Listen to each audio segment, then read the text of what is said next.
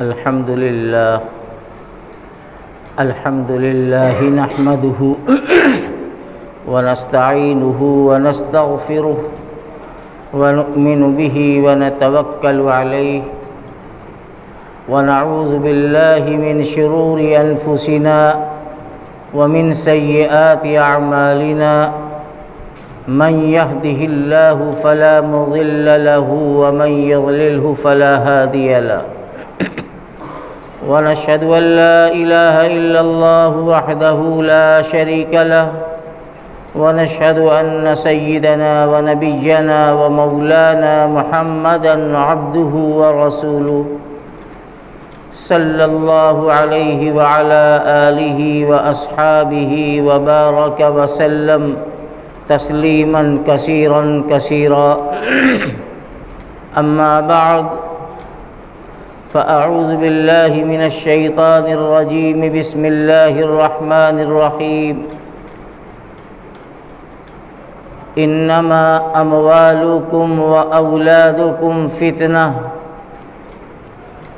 وقال عليه الصلاة والسلام كل مولود يولد على الفطرة فأبواه يهودانه أو ينصرانه أو يمجسانه صدق الله العظيم وصدق رسوله النبي الكريم۔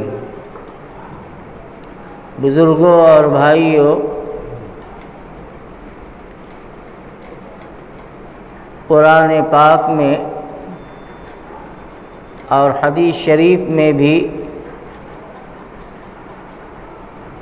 اولاد کو اللہ کی نعمت بتایا گیا ہے،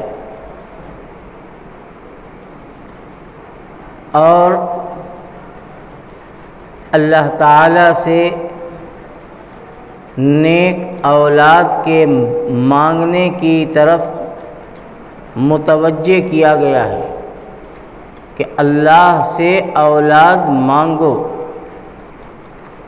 اولاد اللہ کی نعمت ہے، لیکن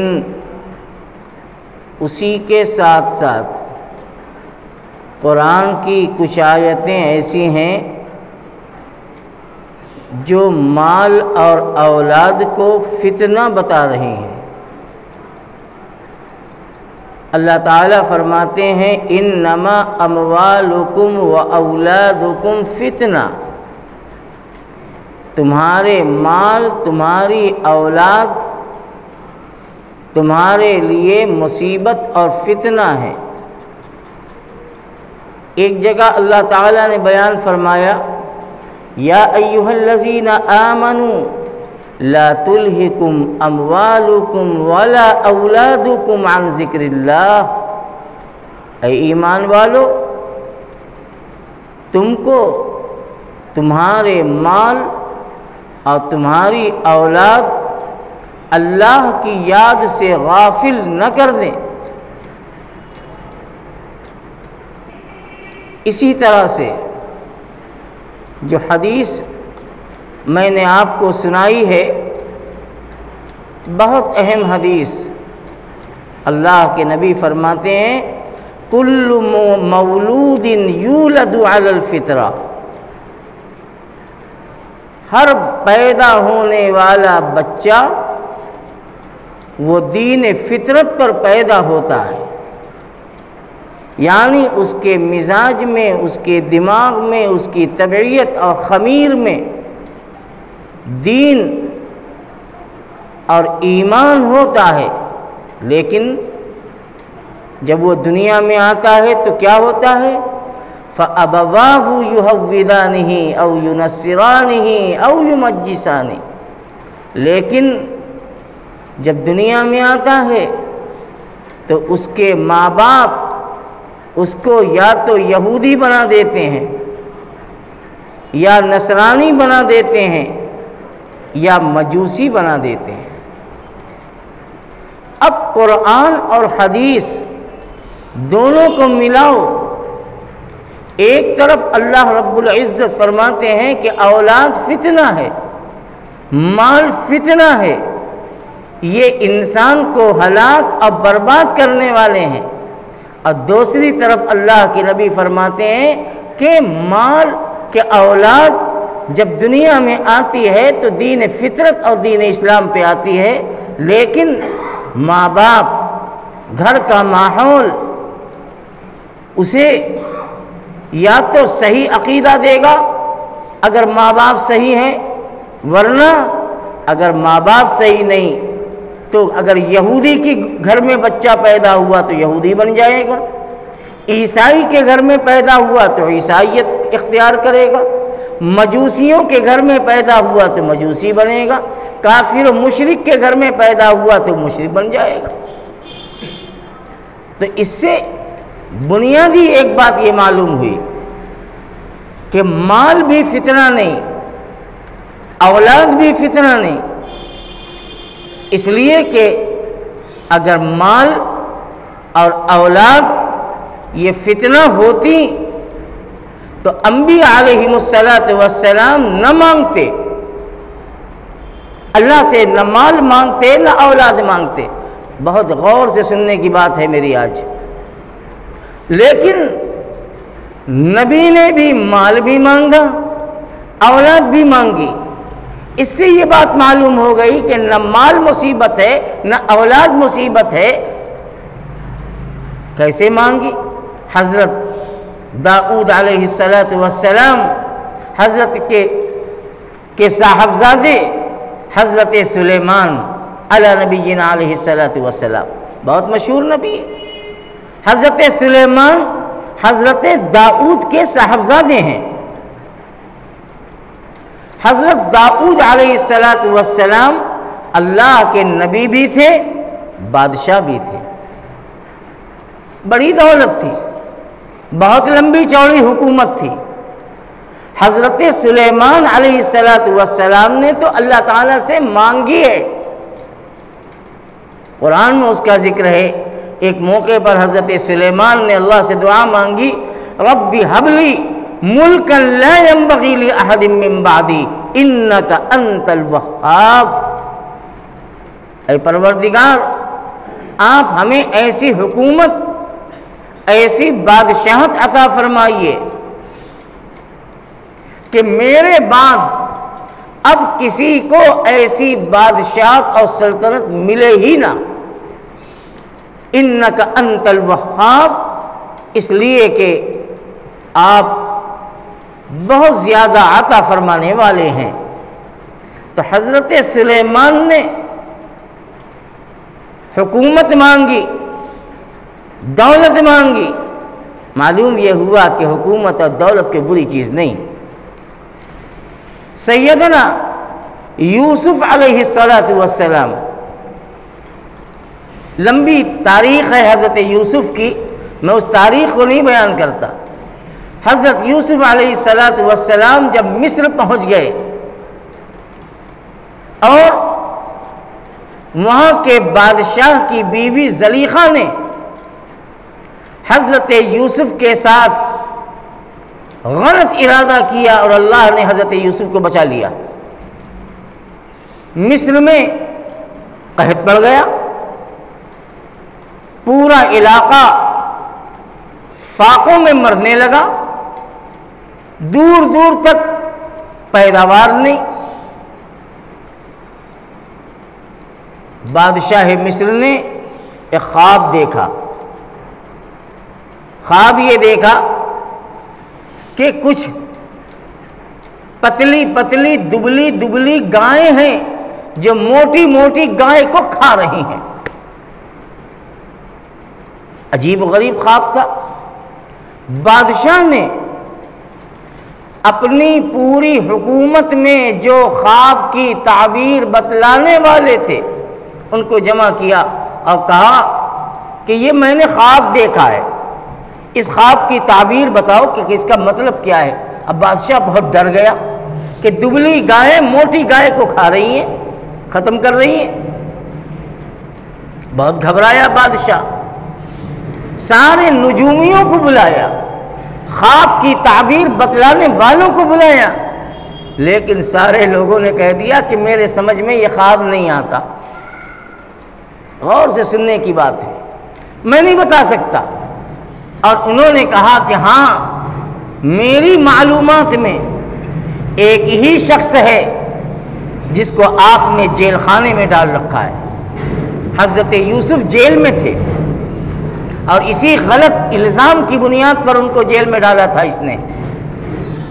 تو ان لوگوں نے کہا کہ ایک شخص ہے میری معلومات میں جس کو آپ نے جیل میں ڈال رکھا ہے، اگر اس خواب کی تعبیر بتلا سکتے ہیں تو وہی بتا سکتے ہیں، ان کے علاوہ کوئی نہیں بتا سکتا۔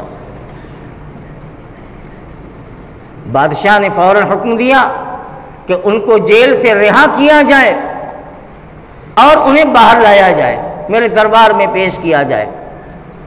بادشاہ کا آدمی پہنچا کہ چلو بادشاہ نے آپ کی رہائی کا اعلان کیا ہے، آپ جیل سے چلیے، بادشاہ نے بلایا ہے۔ حضرت یوسف نے کہا کہ نہ، میں نہیں جاؤں گا، میں جیل سے نکلوں گا نہیں، اس لیے کہ میں اس وقت تک جیل سے باہر نہیں جاؤں گا جب تک میرے اوپر جو غلط الزام لگایا گیا ہے اس کی صفائی نہ ہو جائے۔ اصل تو مجھے جو بے عزت کیا گیا، الزام لگایا گیا، اس کی صفائی ہونی چاہیے۔ اب زلیخا بلائی گئی جس کے ذریعے یہ تہمت لگائی گئی تھی بادشاہ نے، اور زلیخا بادشاہ کی بیوی تھی۔ بلایا گیا کہ کیا کہتی ہو؟ تو زلیخا کہتی ہے، قرآن میں اللہ نے سب بیان کیا ہے۔ زلیخا نے اس وقت کہا الآن حصحص الحق انا راودته عن نفسی وانه لمن الصالحین۔ ہاں اب میں سچی بات بتاتی ہوں کہ جرم میرا تھا، وہ تو بڑے نیک آدمی ہیں، ان کے اوپر کوئی الزام نہیں، نیت ہماری غلط اور گندی اور خراب تھی، میں نے غلط کام کیا، الزام لگایا۔ جب یہ بات فائنل ہو گئی اور حضرت یوسف علیہ السلام بیدار ہو گئے، بری ہو گئے، تب یوسف علیہ السلام قید سے، جیل سے باہر آئے۔ اور اب بادشاہ نے ان سے پوچھا کہ میں نے یہ خواب دیکھا ہے اور اس خواب کی تعبیر بتا دیجیے آپ۔ یوسف علیہ السلام نے اس خواب کی تعبیر بتلائی کہ دیکھیے آپ کی حکومت میں 7 سال بڑی مشکل کا ہوگا، جو پیداوار ہوگی وہ رعایا کھا جائے گی، ختم ہو جائے گا، اس کے بعد 7 سال ایسا آئے گا کہ جس میں قحط پڑے گا، بھوک مری ہو جائے گی، دانے دانے کے محتاج ہو جائیں گے۔ یہی تمہارے خواب کی تعبیر ہے۔ مجھے اب اگلی بات بتانی ہے، یہ تو ایک تمہید تھی۔ اس وقت حضرت یوسف علیہ السلام نے فرمایا اجعلنی علی خزائن الارض انی حفیظ علیم۔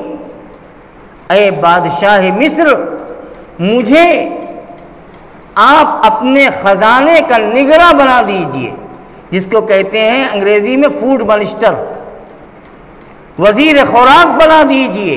اجعلنی علی خزائن الارض، مجھے جو خزانہ بچا ہوا ہے اس کا آپ مجھے عہدہ اور وزارت دے دیجئے۔ انی حفیظ علیم، میں غلے کو بچانا بھی جانتا ہوں، میں حکومت کو چلانا بھی جانتا ہوں۔ تو یوسف علیہ السلام نے خود مطالبہ کیا کہ مجھے یہ عہدہ دے دیا جائے۔ اسے کیا پتہ چلا؟ پتہ یہ چلا کہ حکومت ہو یا دولت ہو، یہ کوئی بری چیز نہیں۔ اگر بری چیز ہوتی تو انبیاء علیہ السلام کو یہ چیز نہ ملتی، اور ملتی تو اسے پسند نہ کرتے۔ لیکن قرآن یہ بتلا رہا ہے، حدیث رسول اللہ یہ بتلا رہی ہے کہ نبی نے خود مانگی۔ تو اب سوال یہ ہے کہ مال جب اتنی خراب چیز ہے تو نبی نے مانگی کیوں؟ اور اگر اتنی اچھی چیز ہے اس لیے کہ نبی نے مانگی تو قرآن نے اسے فتنہ کیوں قرار دیا؟ تباہی اور برہلاکت کا سامان کیوں قرار دیا؟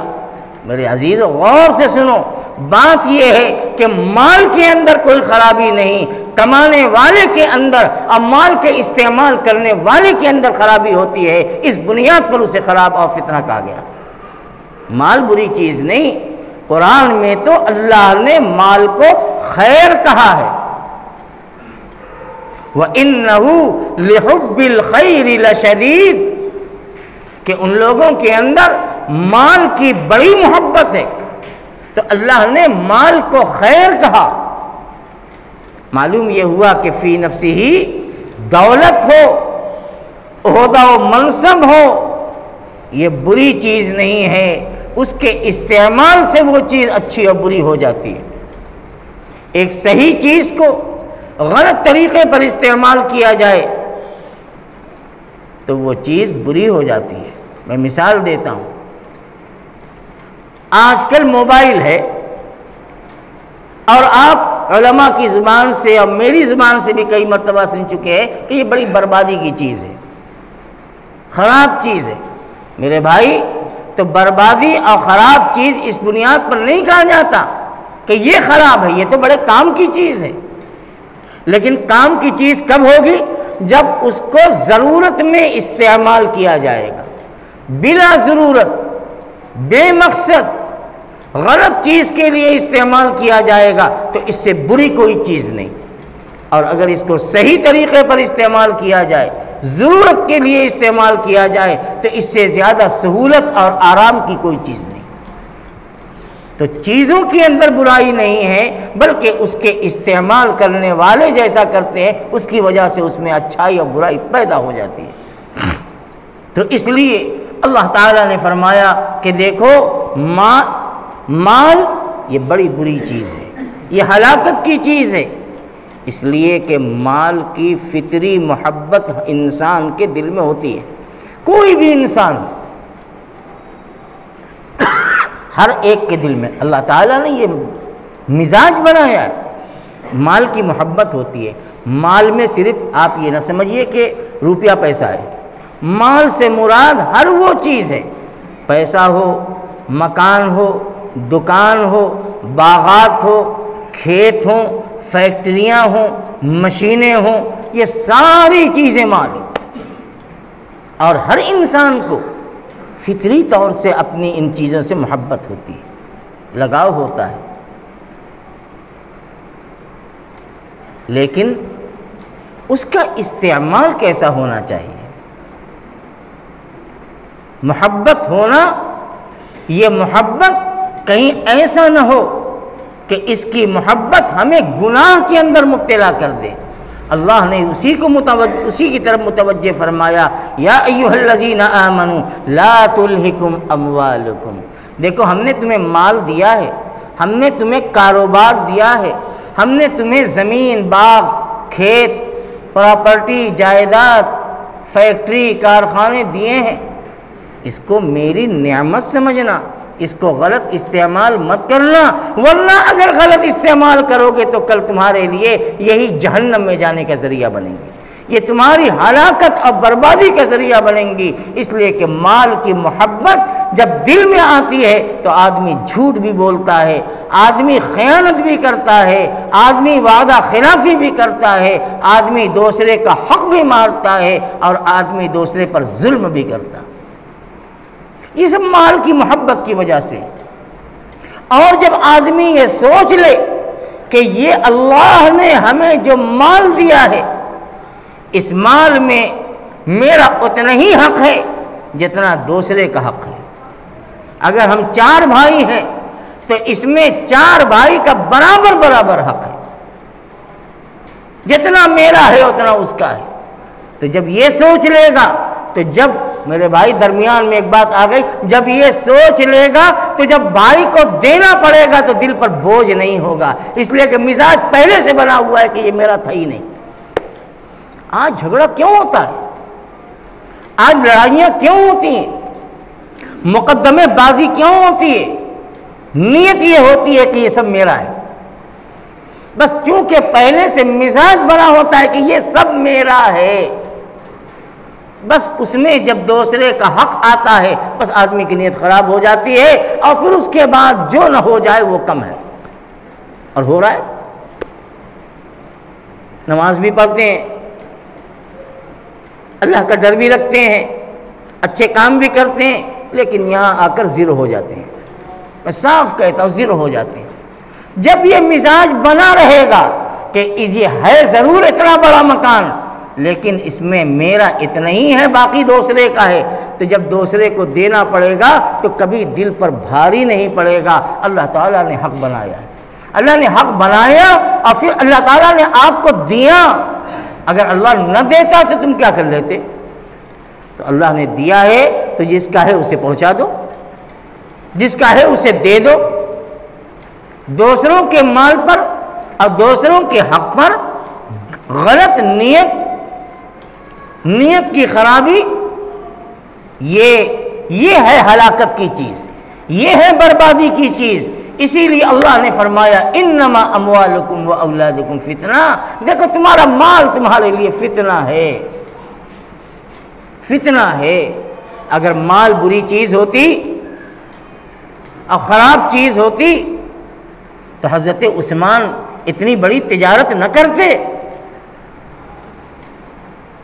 حضرت زبیر رضی اللہ تعالی عنہ کے پاس اتنی بڑی تجارت نہ ہوتی۔ کتنی بڑی تجارت تھی حضرت زبیر کی، حضرت زبیر بن عوام رضی اللہ تعالی عنہ جب دنیا سے جانے لگے تو فرمایا کہ اپنے بیٹے کو بلایا اور بیٹے کو بلا کر کہا کہ بیٹے میرے اوپر اتنا قرض ہے، اتنا قرض ہے، اب میرے انتقال کے بعد غور سے سننے کی بات ہے، بات سے بات نکل آتی چلی جاتی ہے، میرے اوپر بیٹے اتنا قرض ہے، جب میرا انتقال ہو جائے تو میری جائیداد کو بیچ کر تقسیم کر کے، میری جائیداد کو فروخت کر کے میں جتنے لوگوں کا مقروض ہوں میرا قرض چکا دینا، میرا قرض چکا دینا، اور اگر ساری جائیداد ختم ہو جائے اور قرض ابھی پورا نہ ہو تو تم کہنا کہ اے زبیر کے رب، اے زبیر کے مالک، زبیر کا قرض ادا کر دے۔ یہ وصیت کر رہے ہیں حضرت زبیر بن عوام رضی اللہ تعالیٰ عنہ اپنے صاحبزادے کو کہ اگر میری ساری جائیداد اور مکانات اور پراپرٹی فروخت ہو جائے اور قرض پورا نہ ہو تو کہنا کہ اے زبیر کے مالک، زبیر کا قرض ادا کر دے۔ صاحبزادے صحابی ہیں، عبداللہ ان کا نام تھا، انہوں نے کہا ابا جان آپ کا مالک کون ہے؟ میں کس کو پکاروں گا جو آپ یہ کہہ رہے ہیں؟ فرمایا کہ میرا مالک وہی ہے جو ساری دنیا کا اور کائنات کا مالک ہے، یعنی اللہ کی ذات مراد۔ اس سے کہنا کہ میرا قرض چکا دے۔ حضرت زبیر کا انتقال ہو گیا، وفات ہو گئی۔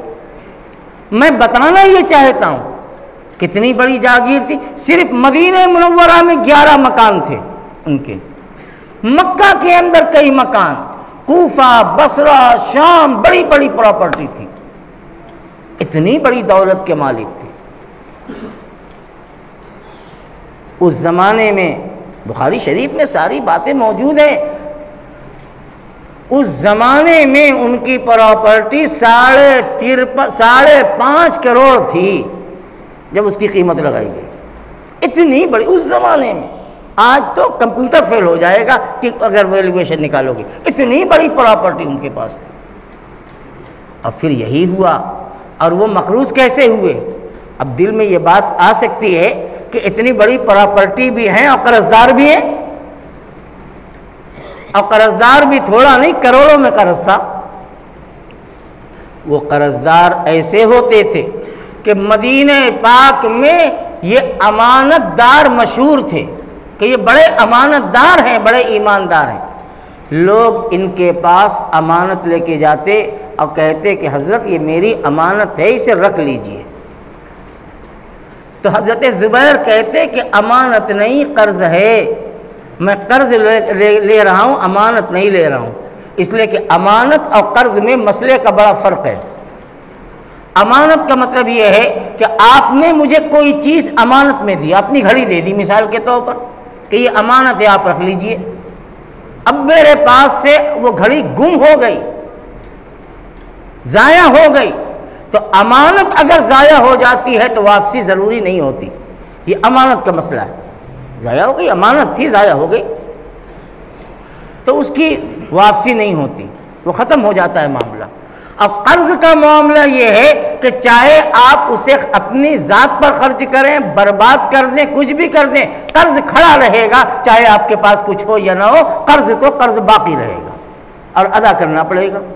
یہ فرق ہے قرض میں اور امانت میں مسئلے کے اعتبار سے۔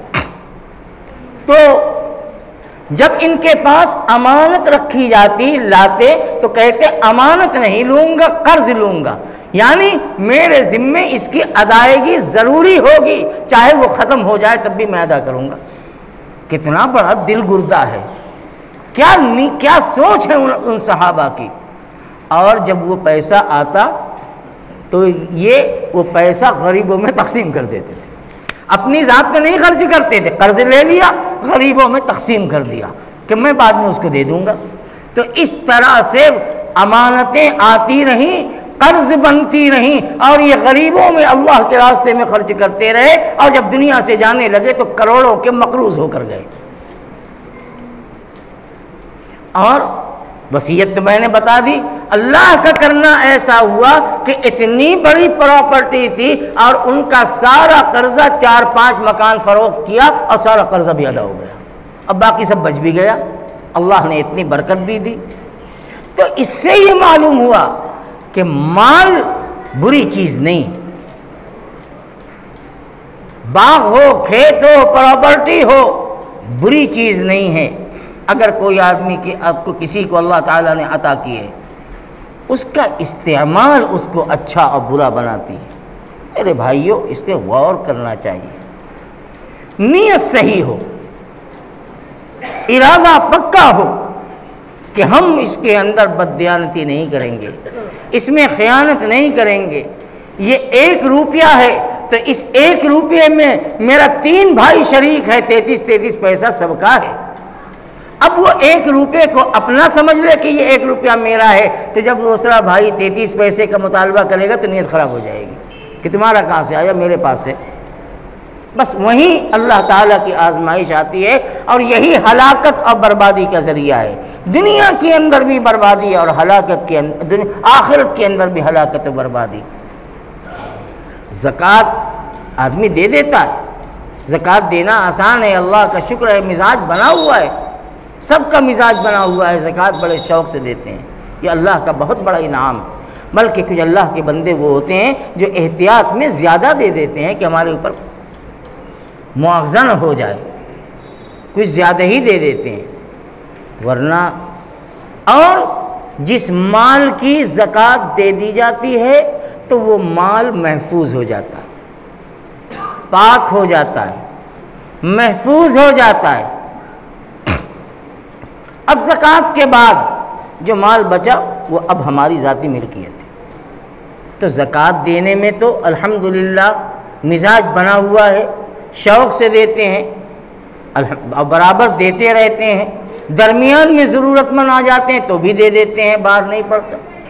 تو زکوٰۃ اللہ کا حق ہے، تو اللہ کا حق دینے میں ہمارے اوپر کوئی بوجھ نہیں، لیکن اللہ کے بندوں کا حق دینے میں ہمارے لیے مصیبت کیوں آ جاتی ہے؟ اس میں ہم نیت کیوں خراب کر لیتے ہیں؟ ہم اس کے اندر اپنا کیوں سب سمجھنے لگتے ہیں؟ علماء سے مسئلہ دریافت کر کے، صحیح دین جان کر،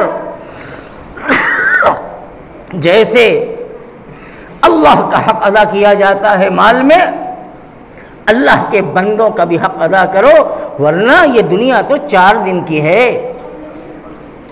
یہ 4 دن کی دنیا ہے، یہ چمک دمک رہے گی نہیں۔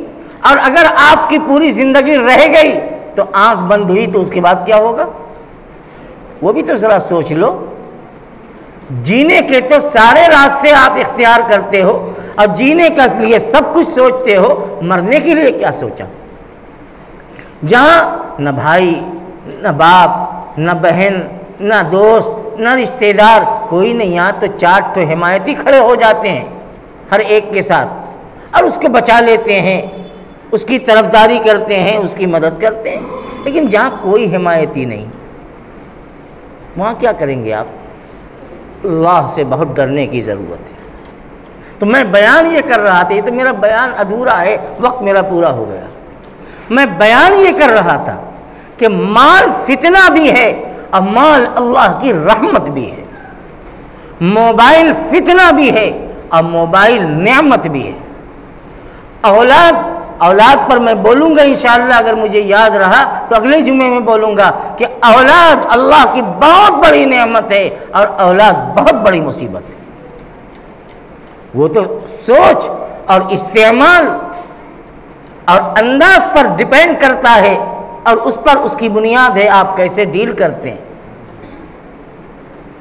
تو مال کے لیے انبیاء علیہم السلام نے بھی دعا مانگی، عہدے اور منصب کے لیے انبیاء نے دعا مانگی اور اللہ تعالیٰ نے ان کو عطا بھی فرمایا۔ لیکن حضرت سلیمان علیہ السلام کی ایک بات سنا کر اپنی بات ختم کروں۔ اللہ کے نبی تھے اور بادشاہ تھے، ابھی میں نے بتایا۔ ایک مرتبہ کسی نے حضرت سلیمان سے کہا کہ اے اللہ کے پیغمبر، اللہ نے آپ کو کتنی بڑی سلطنت دی، آپ کی حکومت انسانوں پر، آپ کی حکومت جناتوں پر، آپ کی حکومت ہواؤں پر، آپ کی حکومت پرندوں پر، درندوں پر، دریاؤں پر، سمندر پر، پہاڑوں پر، سب پر آپ کی حکومت، کتنی بڑی آپ کی حکومت، اللہ نے کتنا آپ کو نوازا ہے۔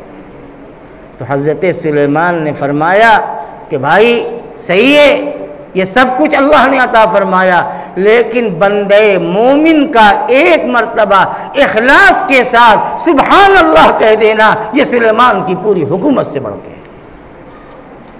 سوچ یہ تھی ان کی، حکومت، بادشاہ، سلطنت تھی، لیکن مزاج یہ تھا، اللہ کے نبی تھے اور نبی کا مقام اللہ اکبر، کون تصور کر سکتا ہے؟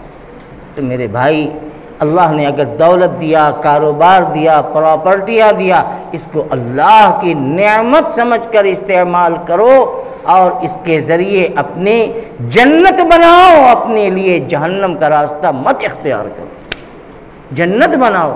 یہ مال اللہ کی بہت بڑی نعمت ہے، صحیح استعمال کرو، اپنی ذات پر جائز طریقے سے استعمال کرو، یہ اللہ کی نعمت ہے۔ اللہ خوش ہوتے ہیں اس سے کہ اللہ کی نعمت بندے کے رہن سہن، اس کے معیار زندگی سے اللہ کی نعمت کا پتہ چلتا ہے، اندازہ لگتا ہے۔ اللہ تعالی ہم سب کے لیے مال کو نعمت بنا دے اور زحمت اور ہلاکت کا ذریعہ نہ بنائے۔ وآخر دعوانا ان الحمد للہ رب العالمین۔